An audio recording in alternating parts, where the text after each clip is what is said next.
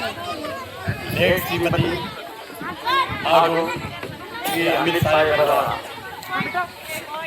ಕುಟುಂಬದವರಿಂದ ಅವರ ಮಕ್ಕಳು, ಮೊಮ್ಮಕ್ಕಳು, ಮೊಮ್ಮಕ್ಕಳು ಹಾಗೂ ಸಾರ್ವಜನಿಕವಾಗಿ ಬಂದಿರತಕ್ಕಂಥ ಎಲ್ಲ ವಿದ್ಯಾರ್ಥಿಗಳು ಹಾಗೂ ಅವರ ಪೇರೆಂಟ್ಸ್ ಈ ಒಂದು ದಿವಸ, ಈ ಒಂದು ಸಂಭ್ರಮಾಚರಣೆಯ ದಿವಸ ಇಡೀ ಭಾರತ ದೇಶಾದ್ಯಂತ ಈ ಒಂದು 80ನೇ ಸ್ವಾತಂತ್ರ್ಯ ದಿನಾಚರಣೆಯನ್ನು ವಿಜೃಂಭಣೆಯಿಂದ ಮನೆ ಮನೆಯಲ್ಲೂ ಆಚರಣೆ ಮಾಡ್ತಿರೋದು ನಿಮಗೂ ನಮಗೆಲ್ಲರಿಗೂ ಸಂತೋಷ ವಿಷಯ ಅಂತ ನಾನು ಹೇಳಕ್ಕೆ ಇಚ್ಛೆ ಪಡ್ತಾ ಇದ್ದೀನಿ.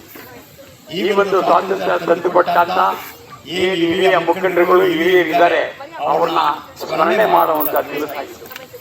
ಈ ಒಂದು ಸಂದರ್ಭದಲ್ಲಿ ನಮ್ಮ ಶಾಕಿರವರು ಮತ್ತು ಅವರ ಸಹೋದರರೆಲ್ಲರೂ ಸೇರಿ ಈ ಒಂದು ಪವಿತ್ರವಾದ ಜಾಗದಲ್ಲಿ ಈ ಒಂದು ಶಾಲೆಯನ್ನು ಪ್ರಾರಂಭಿಸಿ ಈ ಒಂದು ದಿವಸ ಸ್ವಾತಂತ್ರ್ಯ ದಿನಾಚರಣೆಯನ್ನು ಆಚರಣೆ ಮಾಡ್ತಿದ್ದಾರೆ.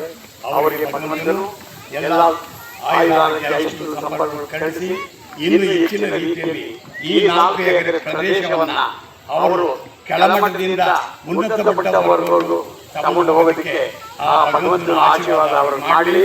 ನಮ್ಮ ಆಶೀರ್ವಾದ ಸದಾ ಅವ್ರ ಮೇಲೆ ಇರ್ತದೆ.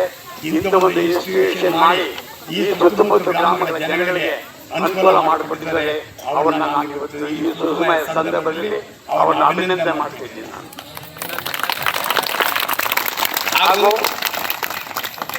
ಈ ಒಂದು ಸಮಾರಂಭಕ್ಕೆ ನನ್ನನ್ನು ಆಹ್ವಾನಿಸಿ ಹಾಗೂ ನನ್ನ ಕುಟುಂಬಸ್ಥರನ್ನು ಆಹ್ವಾನಿಸಿ 2 ಮಾತನ್ನು ಆಡಲು ಆಸ್ವಾದ ಮಾಡಿಕೊಟ್ಟಂತ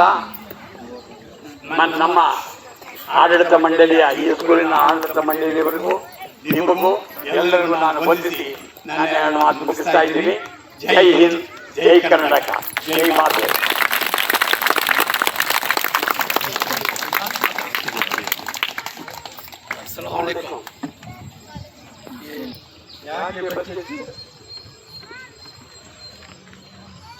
हमारा क्या बोले तो बच्चे आइंदा जन को IAS IPS डॉक्टर बनना बोल तो बहुत ही अरमान है.